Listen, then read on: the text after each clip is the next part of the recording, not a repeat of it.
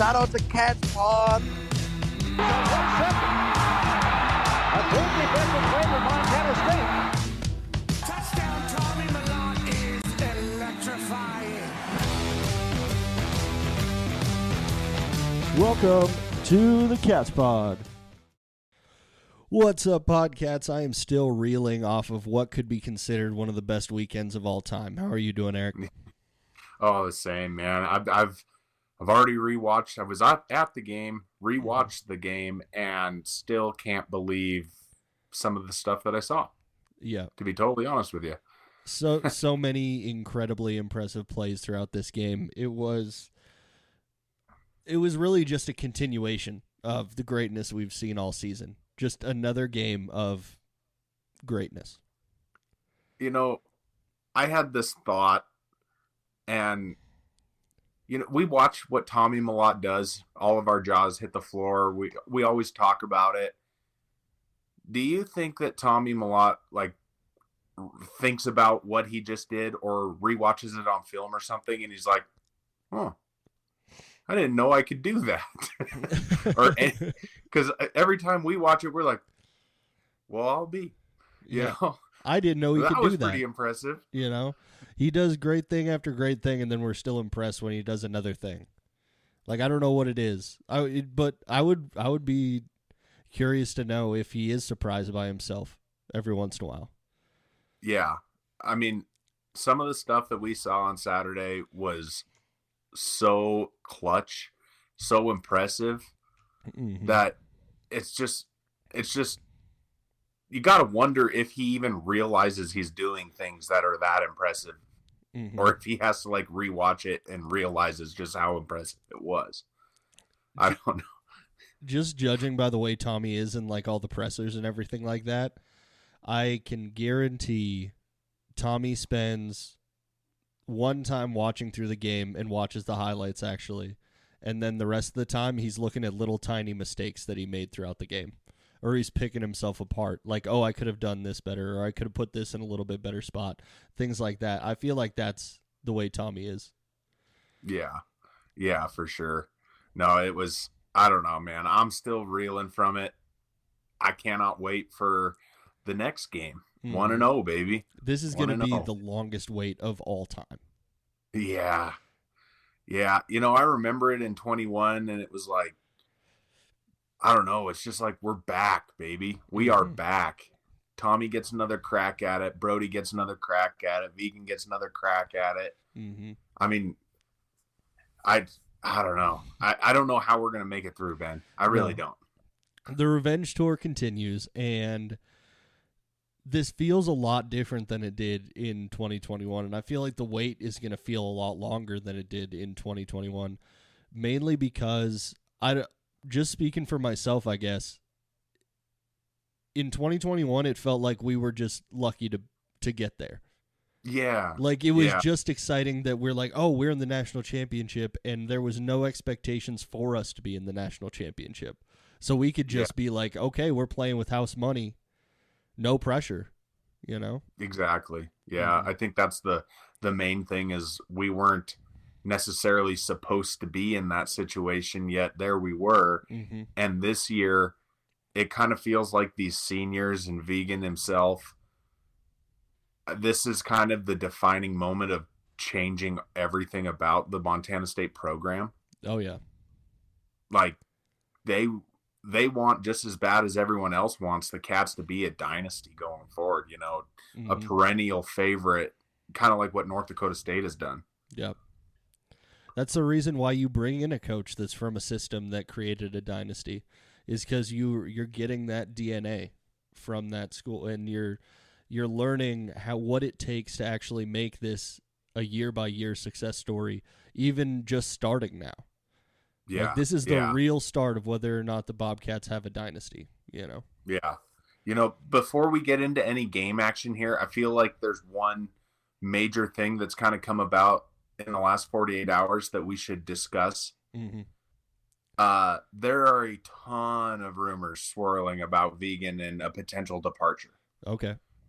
And that, you know, the destination being possibly Washington State. I mean, there's there's absolutely no like legitimate proof that that's a thing.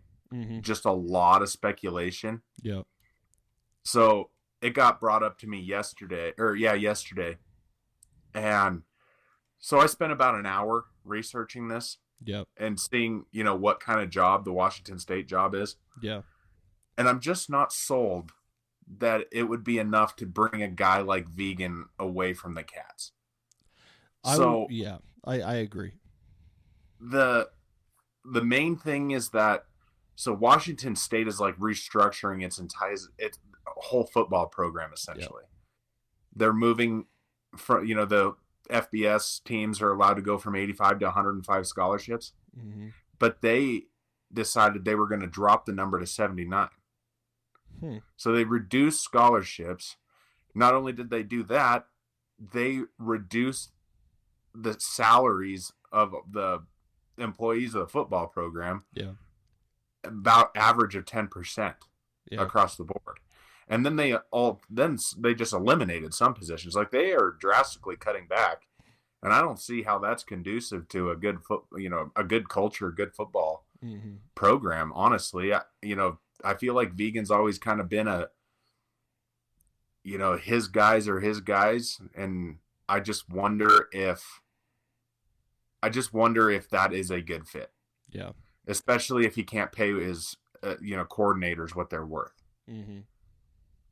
So that's my take on Vegan leaving. I don't think that Washington State's enough to get him out. No, it does not seem like a great fit in general. I completely agree with you there. I also I might have rose-colored glasses on right now, but Vegan does not strike me in any way as someone who's making plans for the future while he still has some work to do right here. Yeah. No, I don't think he's. It's kind of what the rumors were that he was going down to meet with Washington State officials, and it's like, okay, I doubt there's any truth to that. Mm-hmm. I mean, I'm guessing they probably reached out to him, but I feel like it's going to have to be the right job to pry him away with what he has built there. Yeah. The culture he's built, the players he's recruited, and the coaching staff that he completely retooled. Yeah. I would also say that he deserves better than Washington State. Like, if he left for Washington State, I'd be a little bit disappointed because I feel like he is the caliber of coach where he could go the highest level, I think so too. Plus, I do think, if Vegan decided he was going to come back next year to the Cats, mm-hmm. He's graduating. I don't know how many seniors. Yeah. Tommy, Brody. I mean, the core of the team is graduating. Mm-hmm. There's no, real clear-cut quarterback of the future. If he decided to come back for one more year, get the program on, straightened out again now that the seniors are leaving, and somehow made some kind of run. Yeah, I do feel like a bigger school, like a more legit school, could probably pry him away. Yeah, I also let's be honest, he's a several $1 million a year coach. Yes. I mean, let's call a spade a spade. Mm-hmm. But I feel like we should talk about that real quick. Yeah, for sure. And he deserves that multi-millions of dollars, and I wish that Montana State was the type of program that could give it to him. I also don't see him investing so much time implementing the cat culture and everything that we've been taught, like what we call the cat culture. I don't see him taking all that time, getting all these guys invested, and there's guys that are still going to be on the team next year who are just as invested in this culture. I think the culture will continue on past this year, even without the seniors that we have in place. Those are major losses, and I'm not trying to downplay how big a loss all of those guys are to the team when they move on and they graduate. But at the same time, I feel like we still have a lot of dudes that are willing to continue on that culture, and the talent will always fill in. Yeah. I feel like the staff he put together this year in their specific spots is, kind of next level. And Yeah. I feel like naturally Daly is the guy in waiting. I feel like I feel like Vegan proved that bringing guys within the program, not going outside, is the ideal way to structure a football team. Because look what they did this year with a whole new coaching staff. Yeah. I mean, not a whole new coaching staff, but filled all these positions with new faces. Mm-hmm. And granted, they were from within the program, but Yep. still, I mean, it's all new jobs for these guys, and boy, I mean, pretty easy to say it worked. Yeah, they've done about as well as you can do. I don't know how you do any better than this situation right now, which we should probably actually talk about the football games real quick, A little bit of a tangent. Okay. Yeah. Also, one last tangent before we go. We're going to have a little special episode coming out for you guys because we tried to record immediately after this game, and we were both a little bit too jacked up from the win. I'll call it that. Yes. We were trying to go way too fast. The audio levels on the episode are horrible, I can tell you that. We are not balanced at all, and that is mainly my fault. But at the same time, we also had the batteries die in our soundboard, so we only had 15 minutes of actual audio, and then the rest is us talking in silence, the rest of the time. So you guys will have a special Christmas Day episode where you get our unfiltered reaction, basically, to the game. Yeah. That'll be coming out later. Yeah. I think we were definitely way too excited to be recording. There is no doubt about that. Oh, yeah. But it should be a pretty decent listen. Oh, yeah. I think that Cat fans will really enjoy it. Anybody who's listening to this who's not a Cat fan, which I don't think those people actually exist, they probably wouldn't enjoy it so much. Yeah. Okay. Yeah. And on to SDSU, NDSU, huh? SDSU, NDSU. What looked like a great game. We didn't really get to watch any of this game live because we were way too busy getting ready for the Cats game.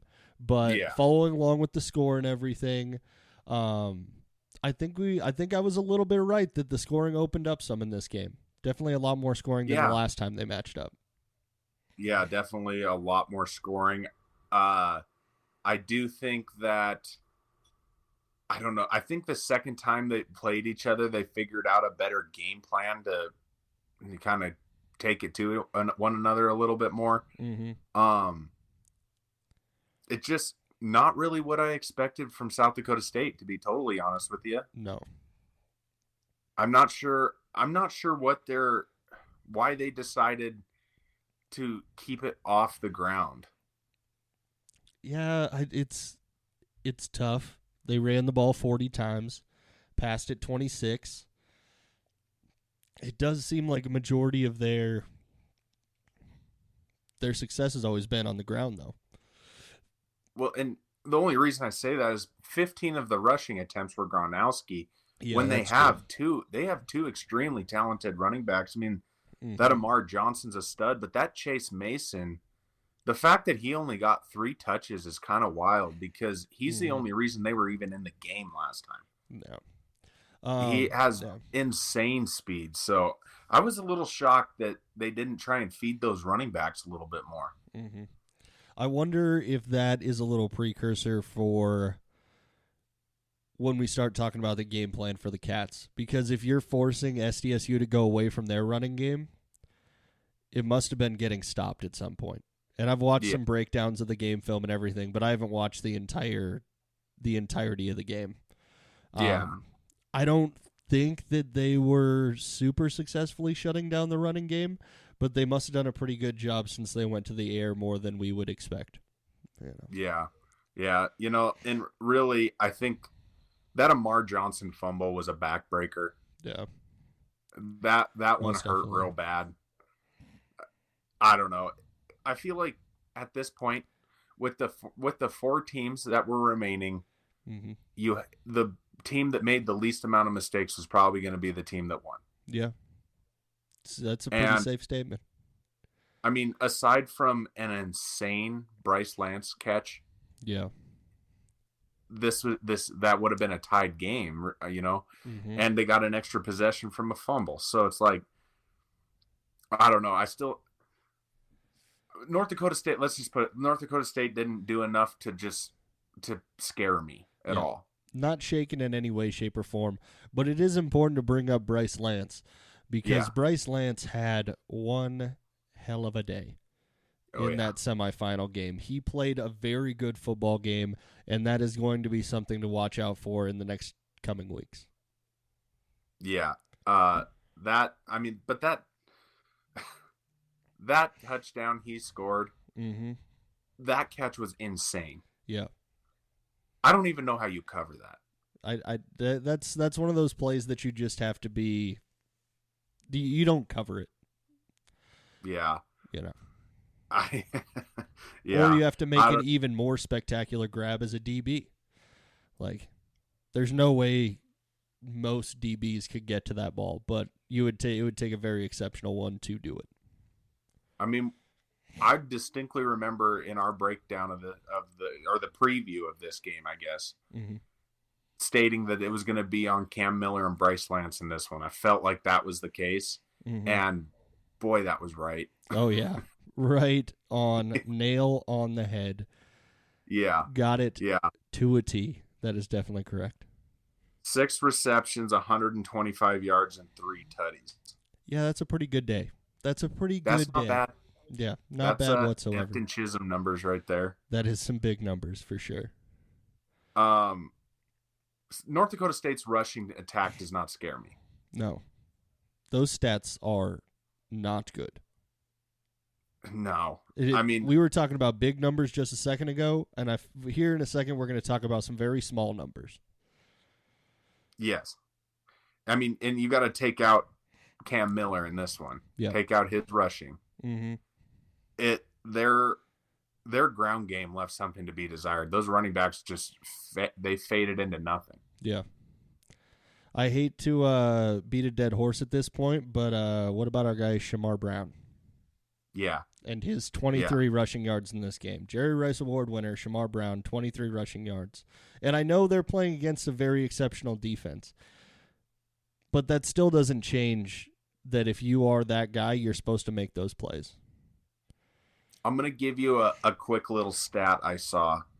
So South Dakota had given, in the 3 big matchups previous to the Cats, they had given up 170-some yards to Wisconsin. They gave up 166 to both SDSU and NDSU. 222 to the Cats. Yeah. That's pretty impressive. Oh, yeah, it definitely is. So, all I'm saying is that I wouldn't be worried about North Dakota State getting you on the ground. Control Bryce Lance and minimize Cam Miller as best you can.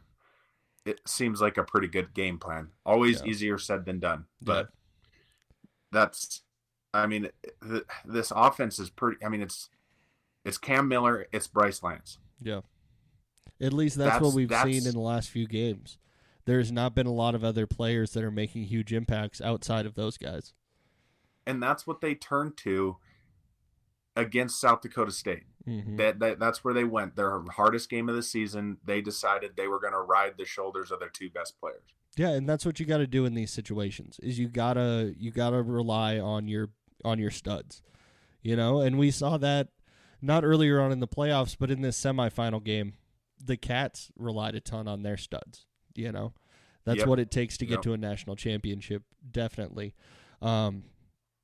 Like you said, though, it just doesn't scare me a whole lot. Pre-game, every single person that I talk to, when I ask them the question, would you rather see SDSU or NDSU in the championship? Every single person said NDSU. Yep. This is the game that the Cats want. This is the game that the fans want. This is the matchup that we like a lot better than against SDSU. I think we would be fine either way. Not saying I don't. But this is the matchup that we want. I mean, I feel like part of it is there is unfinished business with North Dakota State. So much unfinished business. Yeah. Between the 2021 championship, what happened last year in the semifinals, Mm-hmm. you know, there's definite unfinished business with that team. And if you saw the post-game pressers for the Cats, Yeah. they didn't say anything. There's no bulletin board material, but you could tell they were all right with that matchup. Yeah. They're too disciplined to give the other team too much to talk about, but ever since that game against NDSU last year, that has been a major chip on the Cats' shoulders, and it's a major point that's brought up all throughout the preseason and many times throughout the season. So they don't have to say it; everybody knows. Yep. Yeah, that's the thing, man. It's North Dakota State. It is, the Dynasty Bison, and it is a special thing to get them. Yeah, it is a very special. It's also just another point. I hate trying to be this guy, but at the same time, team of destiny situation. When you talk about storylines and you talk about when things feel like they're meant to be, for Tommy to come full circle and play against NDSU again in a national championship, it just feels like it's meant to be. It feels like this is the way that things were supposed to end up in order for this all-time story to get its final chapter. Yeah. And then, on top of it, not only do they get another crack at NDSU, they have a chance to potentially beat them, but Vegan has an opportunity to become the most winning coach in Bobcat history off that game. Yeah. I mean, there's so many storylines riding this game. You get Vegan that gets to go full circle starting at NDSU. Yep. Coming back around to potentially beat his former team, have a second crack at it in the championship. Yep. You have Tommy finishing out a career, all our seniors finishing out a career. There's a ton to look forward to on this one. Oh yeah. But I am a little surprised that as South Dakota State, I thought with everything in me that South Dakota State would win this game. Yeah, I felt very similar about it. We both picked SDSU. Yeah. Yeah, we only went 50-50 on the week, Ben. That's not very good. Yeah, that's not very good, but it probably evens out to our season-long average. Yeah. Probably about 50-50 on all the picks that we make, Luckily, people come here for our hot takes and our hilarious jokes, not for our bubbly personalities. Yeah, they come here for the bubbles in the personality. That's why they're here for sure. Yeah. You got anything else on that game? No, I think we're good on that game. The catch at the end, I think it should be pointed out that a lot of people are finding that very questionable, and I'm one of those people. It's a very close call. It's a very hard thing to overturn when it's called a touchdown. I do believe that he made the catch, but it's very, very close. Very, very close. And the fact that the entire game was staked on that, and honestly, the entire game wasn't really staked on it. There was still 4 minutes left. Yeah. SDSU had a chance to get the ball back. They had a chance to go out there, tie the game up so that they could win the game, and they didn't do it. NDSU shut them down at the end, and that's what matters. They made the winning plays. Yeah. No, I agree. That was, could have been seen as a questionable catch there. But like you said, they absolutely had every opportunity to go down there and keep the game going. And you kind of just wonder if when they called that a catch, if it just took too much out. Yeah, too much wind out of the sails. Yeah. Yeah. Let's talk about the cool game. Oh, yes. And this was such a cool game. Yeah. This was maybe some of the most fun I've ever had at a Bobcat game. I know I keep saying it. At first it was, New Mexico was the best game with that comeback, was the best game I'd ever been to. But then, we had some really good ones during the season, but that Idaho playoff game was nuts. Yeah. That was so much fun. But this one, and maybe it's because, it was punching our ticket in. But boy, that was fantastic. I mean, the things we got to see from Tommy in that game. Oh yeah. Very, very special game. by him and by a lot of members of this team. It did feel a lot different than any other Cat game I've ever been to. I didn't get to go see that Idaho game, so I can't really speak to that one, but I can tell you right now that my feet and ankles still hurt very, very much. And that was because of all of the excitement going on throughout the game, all the jumping in the air, all the meeting with people during tailgates. You know, I am a sore unit. I feel like I put in 4 quarters for this team. You know. Yeah. You know what I really love about this game specifically is that they never tried to get nothing was ever cute. Mm-hmm. They played Montana State's brand of football from the very beginning. Yeah. Highlighted by, there was some really, really nice passes in there to Taco and Ty. Mm-hmm. But like you said, we really put it on the backs of our stars in this one. Yep. Tommy Definitely. took over. Adam Jones, Scottre had that real nice touchdown run. Mm-hmm. And then Taco Dowler and Ty McCullough is just, I feel like it gets a bit underappreciated what Ty McCullough is able to do. Yeah. I mean, this was the first time he's caught a pass, on third down when he wasn't like right at the sticks. Yeah. That was a bit uncharacteristic because he is generally an automatic first down. When Tommy needs that one, he's almost always right there. Yeah. And what he brings to the table is just, and I feel like that's just because he's a veteran, a leader on that team. He understands where he's got to be. Yeah. Like his value to that team, I think, gets a little overshadowed by how crazy the run game is. Yeah. It's just because he doesn't get as many true reps as you would expect to see out of a wide receiver of his caliber, which is also to speak towards his decision to stay with the Bobcats.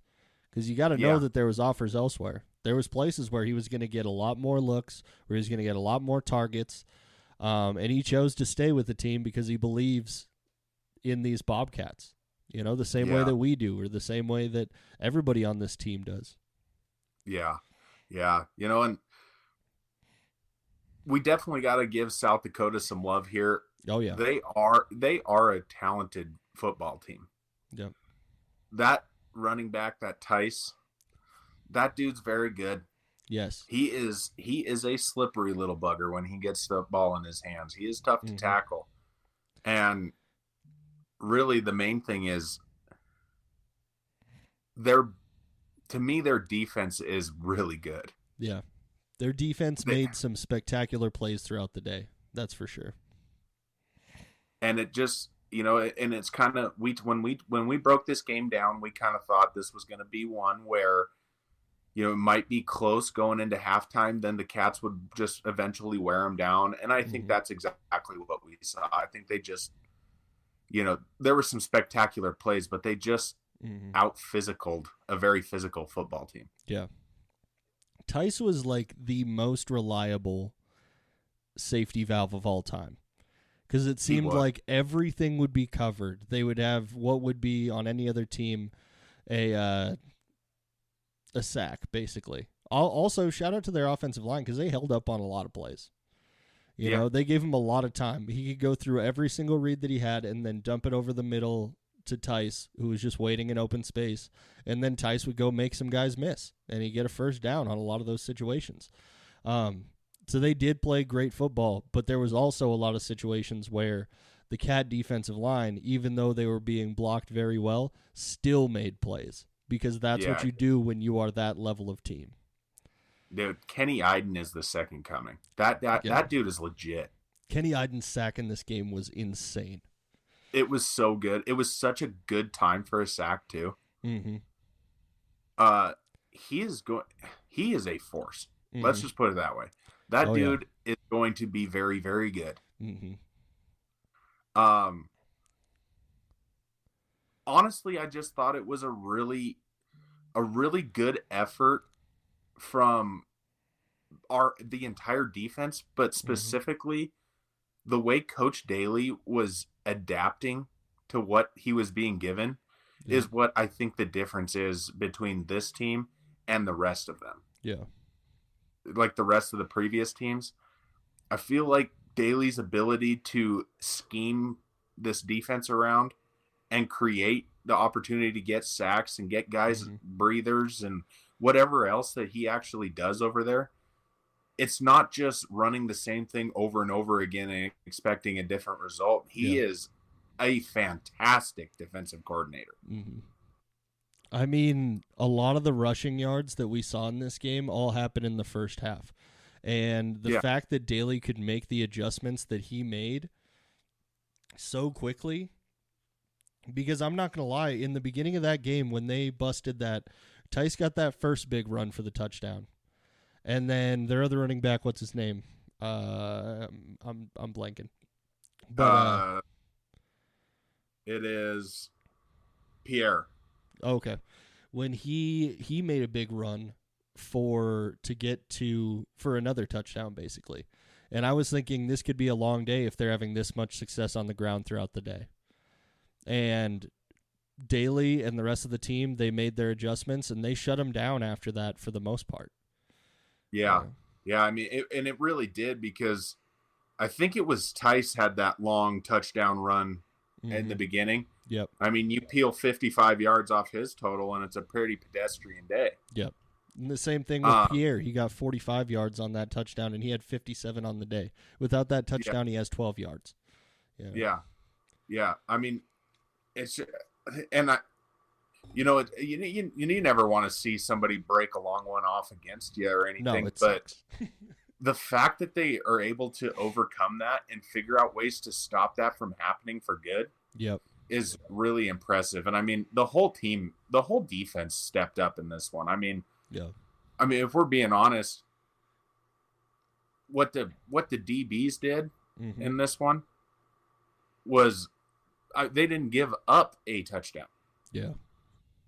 That's very true. The only touchdowns were on the ground. The DBs really, I mean, it's a little inflated with 236 yards. I mean, that generally says that you had a pretty good day. Yeah. That was just because we were scoring and giving them more possessions. Mm-hmm. And a lot of those yards were off those glorified screen passes that I was talking about, where they dump it 2 yards over the line to Tice, and then he makes some plays and gets like 15 yards. Yeah. I mean, even that Carter Bell, that kid's a stud. Oh, yeah. He was pretty limited in this one. Definitely. But I think the moral of this game is that when things don't look good for the Bobcats, like, say, maybe a miscommunication on a snap and the ball ends up on the ground, Tommy just turns it into a real quick touchdown, just real fast. Yeah. Any other player, and that's a 30-yard loss, or not a 13-yard loss. We'll call it that. Not just any kind of touchdown. Maybe the most spectacular touchdown we've seen all year. Mm-hmm. Not only did he have to hurdle a dude, but he got hit and still somehow kept his balance, but then also got going so fast again nobody else could catch him, even though he got hit. Yep. I mean, that's insane. Yeah. It's one of those plays where you watch it and it simply does not make sense. Yeah. You're like, how does this happen against a premier college team, a premier FCS team? These guys on this defense for USD are very solid players across the board. And Tommy made them look silly. Yeah. How about Money Miles? Money Miles. Thank you, Money Miles. Just a quick, just a cool little chip shot field goal and 4 extra points. Yep. And you don't even have to worry about it. Mm-hmm. And then you have Brendan Hall out there averaging 54 yards a punt with a long his long punt was 61. Yep. Also, speaking on the punt game, I feel like we have to bring up the thing. The Cats make other teams look silly, and they make them make silly mistakes. And I can't even fully understand it. It might be the pressure that they put on defense and on offense that forces good teams to make bad mistakes. But on the 4th and 3 where we went out to punt it and they forced that offsides, that is a perfect example of what the Cats do and make good teams look bad. Yeah, and they did the team did give the stadium some credit on that one because that place was a rocking. Oh yeah, but it wasn't just that one either. They had a couple miscues with snaps. Mm-hmm. I do feel like Montana State really showed out and made themselves heard in this one. Yeah. Well, they just showed once again that you have to play a perfect game in order to beat the Cats. Yeah. Because if you make tiny mistakes, the Bobcats capitalize right away. They don't let you breathe. They hit you with that cross as soon as they move on your jab. Like, they dodge that jab, and they're parrying as fast as they possibly can. And they're in the end zone all of a sudden. And you just made one mistake, and now it's 7 points. Yeah, I mean, you're exactly right, man. If you play the Bobcats, you cannot make a mistake because the Bobcats have this uncanny ability to capitalize on things. Yeah. And, I mean, there's a reason that they're the number one offense in the red zone. Oh, yeah. They very rarely leave the red zone without taking points with them. Mm-hmm. Very rarely. Yeah. One time during this game, right at the end of that half where we got that field goal, but that's also not the biggest loss in the world because you got Money Miles. Yep, Money Miles is going to come out. But,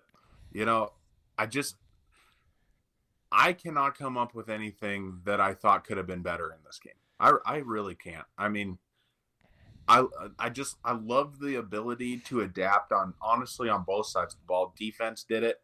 Yeah. Offense, when South Dakota's defense started clamping down a little bit, they figured out a way to, get things going. And, Tommy is he is the best player in the FCS. And I feel like they're just kind of unleashing him right now. Let him go make the plays that he needs to make. And, there's been lots of people talking about Tommy being the smartest player. And boy, I sure can't argue that.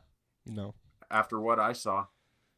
They talk about how he's the smartest, but also some people forget about how tough the dude is just because he's been playing so smart and he hasn't been putting himself into situations where he needs to show off that toughness. That attempted hurdle at the goal line. Yeah. It tore at my heartstrings for a second. I was like, don't, okay, just pop right up, Tommy. I don't like it. I don't like it, but also I admire it. I admire the fact that he went for that. I admire that he gives up his body for the team and he realizes the moment and was like, everything's on the menu today.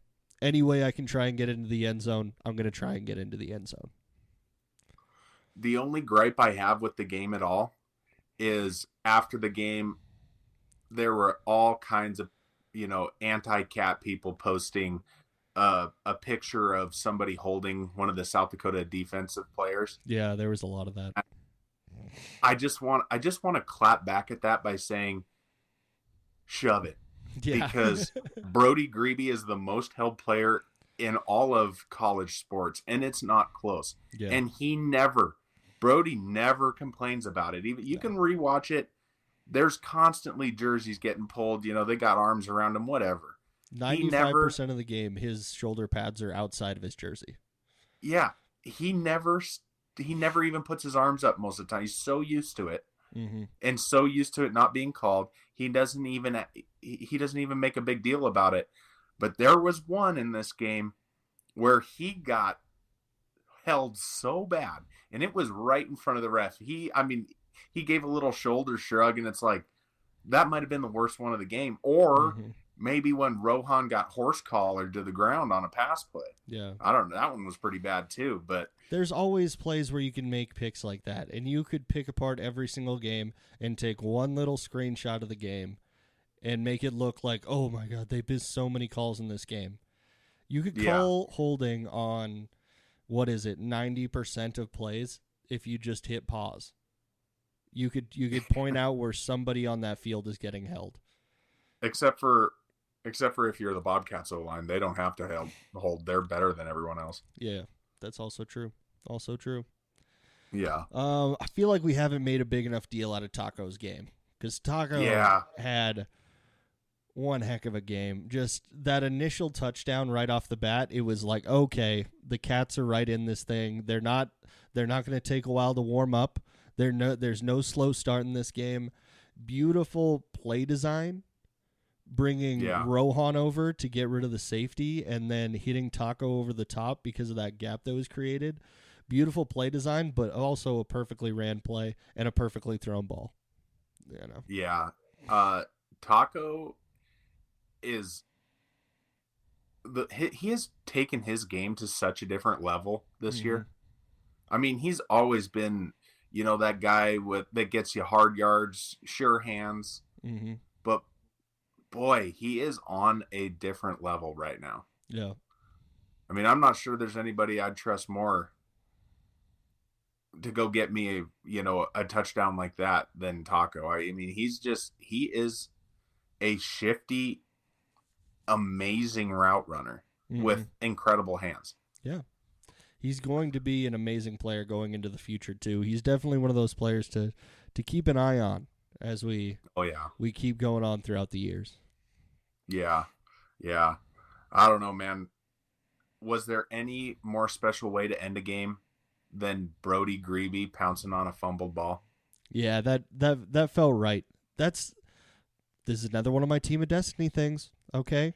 Everything is just working out in this perfect way for the Cats. Brody gets on that ball right at the end of the game, his last game in Bobcat Stadium, and he gets to run down that field with the ball in his hands knowing that they've won the game. Yeah. That was pretty cool. From a fan's perspective, that's exactly what you want to see is your studs making plays when it matters the most. And for him to get that ball and, he treated that play like exactly what it was, a absolutely massive deal. Yeah. And I was so happy to see him celebrate. Yeah. And right on cue, there goes the song. Yeah, yeah. If you're going to play in Texas, Yep. No, that was pretty darn cool. And I absolutely love the video of President Cruzado, kind of hopping into the locker room there, and the whole locker room just goes ballistic. Yeah. One of the coolest people out there, Yeah. I don't know, man. There's stuff we're forgetting about talking about right now. Oh, yeah. There's always so much. All I know is it was pretty darn special, and I cannot wait to go to Frisco. Yeah, it is going to be the longest of 2 weeks in order to get to this game. Oh, it was just, it was everything you could ask for and more, just everybody seeing all the excitement from so many fans that haven't seen something like this and in so many years, haven't seen a team like this in so many years. It just feels really special because there's a lot of Bobcat fans that are a lot of people that are older than we are who went through all of those years of just being tormented, winning 2-3 games a year, and having all of that culminate in a season like this is why you are a sports fan. These are the moments why everyone loves sports. Yeah, no, it's exactly right, man. I mean, I cannot wait to be down there. And I, of course, am not going to be around the team at all or anything, but I cannot wait to be down there in Texas and see everything unfold with my own eyes. Yeah. I mean, there's something special about that. And like you said, it just, something feels different, just a little different than it ever has before. Mm-hmm. Yeah. It's a very special situation, and I'm very excited for it. Is there anything else that you wanted to bring up about this one? I mean, we have 2 weeks to talk about everything, so I'm sure whatever else I have, we can bring up the next time. Oh, yeah. We will be giving you guys plenty of coverage over the next couple weeks, getting ready for and previewing this championship game. We will be doing a deep dive probably into the entire season for NDSU and whatever we can try and pick apart. And we get to just reflect on how great this undefeated season has been, you know? Yeah. Yeah. I mean, there's quite a, I mean, we've been so caught up with what the Bobcats have been doing. Yeah. We haven't talked about any transfer portal stuff at all, which is kind of a breath of fresh air, if we're being totally honest. It is. After last year, there was a lot of transfers coming out of Montana State that was not very fun to talk about. No. But there's quite a bit to talk about there. You know, some new coaching hires and whatnot. So we got lots of content for these upcoming weeks. It'll be pretty fun to talk about, I think.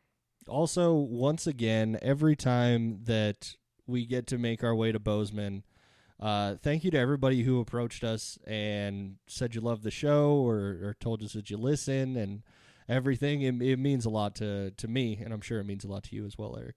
Yeah. Oh, yeah. Yeah, it's pretty cool to hear people that actually appreciate it. I mean, we're just doing it because we like the Bobcats, and we like to escape for a beer, too. So, yeah.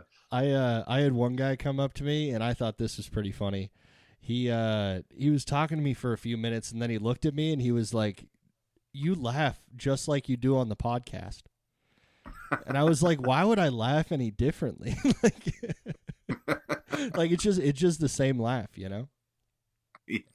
Yeah. It's pretty cool when people actually reach out. Definitely. I